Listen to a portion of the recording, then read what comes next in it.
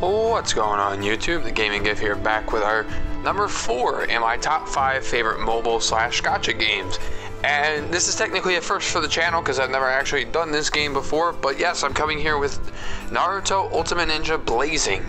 I'm actually a long-time veteran of this game. Don't be fooled by my ninja rank. I started this game roughly when it was about a month old. And I was around for the very first Blazing Fest, which was Rock Lee. Back then he wasn't considered a Blazing unit, but he was the top guy to grab until they made him a Blazing Fest unit. And I've been playing since then. I remember the last thing I've done was, what was it? It was actually the one-tailed Naruto Blazing Fest, and there was a mishap on my phone and I lost my account, and it was so last second, like, kind of in my face kind of thing. I didn't have any information to, you know, send out to Bandai, so I could not recover my account, unfortunately. Tried making another account, didn't really fly with me. I was a little upset, so I took a much needed break from the game. So I've been back to this game for probably about a month now, and I've been doing a lot of hardcore grinding, and I remember why I very much enjoyed this game. So let's just go ahead and show you my stuff real fast. It's nothing spectacular, but I've been working pretty hard. Been loving the Minato, the Wisdom Minato right here. He's insane. 8th Gate Guy is probably my favorite card that I have. He's absolutely a monster. But anyway, let's get into why this is my 4th favorite game. So when I started Ninja Blazing, there was a lot of things that I could just necessarily nitpick about the game. Even though it was a fun game for me at the time, there was a lot of things that the game did wrong, in my opinion. And now that we're in its 2nd year anniversary, now that we have come this far, the game has definitely improved on a lot of those features. So I'm just gonna kind of talk about those features and what they improved on. So the amount of events. So back when Ninja Blazing first started, even getting into like its 1 year anniversary and whatnot, all these events that you see, they were not live at a time.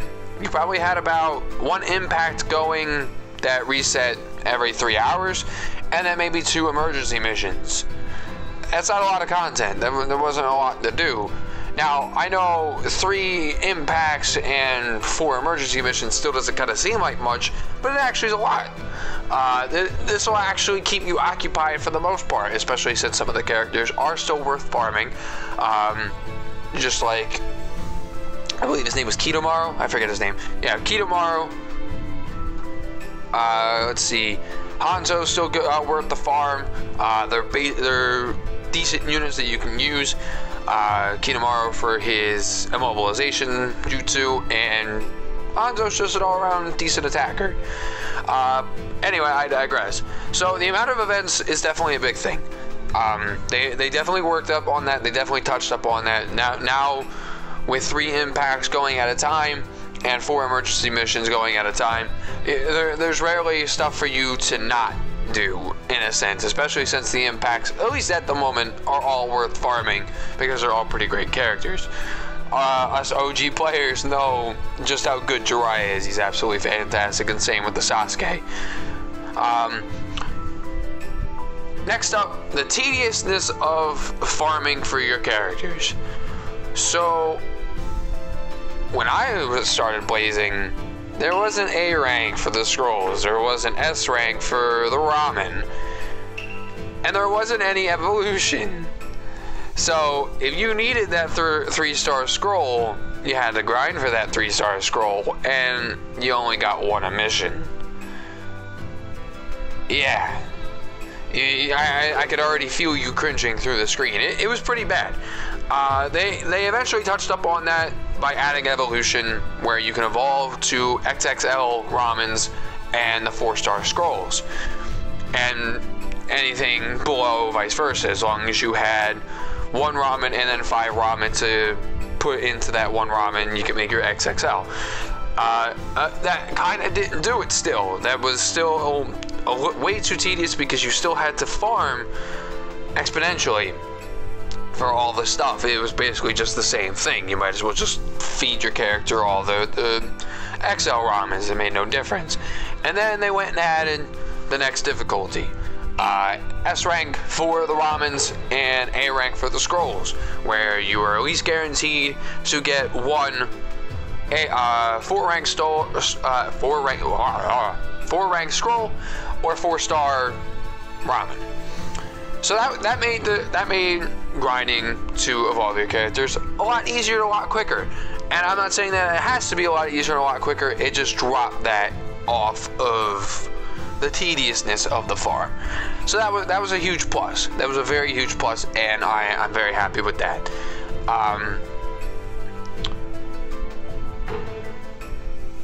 just gonna put it right here. Ninja World Clash. I wasn't a fan of it when it first came out. I really wasn't, and I'm still not kind of a fan of it now. Mostly because as soon as you go into a mission, you're gonna run into top class units all the time. And that may just make it sound like I'm complaining. I'm really not. I'm just not all that crazy about Ninja World Clash. I do it here and there just to get the daily missions and stuff done. But it is still a great add. It adds a lot of depth to the game that I very much enjoy. PvP was a function that I kind of wish they had from the get-go, and while I still am not all that crazy about Ninja World Clash myself, it's still a great feature to just jump into and have a match here and there. Ninja Road is pretty good itself too. A huge ass thing. You build your team of like 8, I think it's 8 characters. I haven't done it in quite a bit. I've been working on my guys. But you build a big ass team and you go in there and you get a shit ton of great rewards. What more can be said? Phantom Castle is almost live at almost all points now. I think there's like a minor cooldown between each. Whereas in the olden days, for all you young fellas out there, these used to come at like months at a time. It was kind of annoying. But that is a great improvement. And then, last but not least, for improvements, before I start talking about why I enjoy the game, are the Drought Missions. They're live at all times now. It was the same thing with the other ones. They would come around daily. That was annoying. They also added trial coins to make your farm a little easier, so you could grab specific character crystals from the shop. So that's absolutely fantastic. I enjoyed that very much. So that's great. All right. And now why I specifically like the game, why it's in my top 4 slot, and I'll talk about why it's actually down so low, and why you guys are seeing this for the first time on the channel. But anyway, let's get to the positives. So I very much enjoy the combat for wow, excuse me. I very much enjoy the combat for Ninja Blazing. I find it a lot of fun. The strategic aspect of the game, I enjoy it. I'm going to jump into a mission just so you can pretty much see what I'm talking about while I talk about it. Let's just grab a guy. Yep.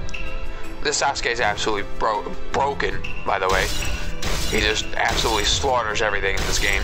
But anyway, let's and go ahead and start. Alright, so anyway, basically the combat is as such. Your 3 characters pop up on the screen, baddies appear, and you have to place your characters with however their distance works around to attack said enemies. Each character has their own jutsu, or their secret ninjutsu, which they can use once they refill their chakra gauges, where you can fire off big ass attacks. We're gonna put this on 2x speed to make it go a little quicker. And you also set your characters up in certain ways to do combo attacks and whatnot, and utilize their sync skills and all that great jazz. So I very much enjoy this game, combat-wise specifically, for the fact that it's very strategic. You have to place your characters in the right way, and also be cautious on the enemy circles and the way that they can attack you, because they can dish out some very good damage that way too.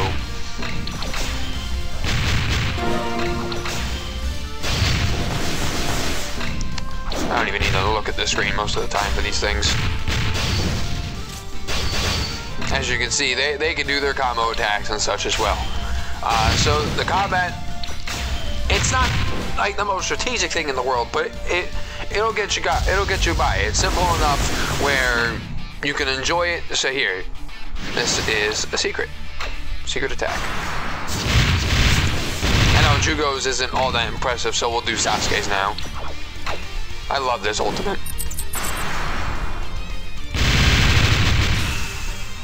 They're so gorgeous.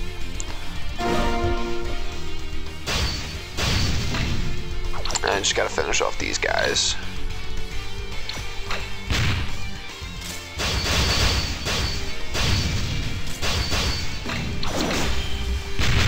Alright, so yeah. So the combat is basically pretty much what puts this game so high on my list. Yeah, don't just ignore the heat on. Ooh. Nice. I like it. And that too, the lucky drops are insane. I love them so much. But yeah, the combat's pretty much what puts the game so high on my list. The combat's pretty much intuitive, where you really have to pay attention, or else you will screw everything up. And I enjoy that. I enjoy that kind of a feel to the game, because it makes it feel like you really have to sit down and just make sure you're doing everything right. And if it's done wrong, you can still recover, but you gotta put the effort into it, and I enjoy that. I enjoy that very much. The pearl farms, it's kind of a in-between for me. Most of your pearl revenue is going to be through emergency missions, the impact missions, and the story mode. I'm going to leave talking about these ones on my pro side, because they're relatively easy. All you have to do is clear them out with specific elements, like so. And you should get about 27 pearls per each if you can clear out all the objectives, which is pretty solid. So if you could get all the pearls from all the emergency missions, that's 27 times 4. I can't even do that math off the top of my head. But that's enough for at least 2 multis. Yes, that's enough for at least 2 multis. So you can't go wrong with that. That's pretty solid, right? Same with the impact missions. If you clear them all out, that's 27 times 3. That's enough for a multi. It gets you a lot of pearls, pretty much. And they rotate out every time they're done. You can bring up new ones. The only thing is once you're done with them, you're done with them. They don't refresh them for quite a bit of a time, so that's kind of why it's also leading a little towards the negatives. And this is where I start talking about the negatives of the game. That's why it's not higher in my top 5. That's why it's in my top 4. And the biggest thing for me is the story mode. You get almost nothing from the story mode. I'm actually very happy that they added the Gaiden, because it's actually useful. You get a very alright, good, free-to-play Kakashi, and that's pretty much what you aim for. There's almost no real gain out of doing the story mode, because it does an unhealthy practice, which I don't like, is where you don't get a pearl every time you complete the mission. You can if you collect all the stuff. That's a nuisance. You only get 5 pearls for clearing the entire category. So for example, the destruction of the hidden leaf, where there are 15 stages, you're only getting 5. That's annoying. You basically did all this work and went this far to get 1/3 of what you really should be getting. I don't mean to sound like an elitist here, you know, because I'm usually very chill when it comes to these games, but I feel that most of these games should apply you with the pearl reward, or whatever reward per story mission cleared. One pearl per story mission, an extra pearl if you grab all the stuff. Bam. That would pretty much knock this off my list, and this would probably be my second favorite game. But anyway, that's pretty much the biggest point, because that just makes pearl revenue even more limited. Because, like I said before, once you clear these out, they're practically gone. There are a lot of them, and they rotate out at a time, but once you clear them out, they're practically gone until they decide to reset the Pearl Rewards for us a few months down the road. And you're not getting much out of the story missions. So that does knock it down quite a bit.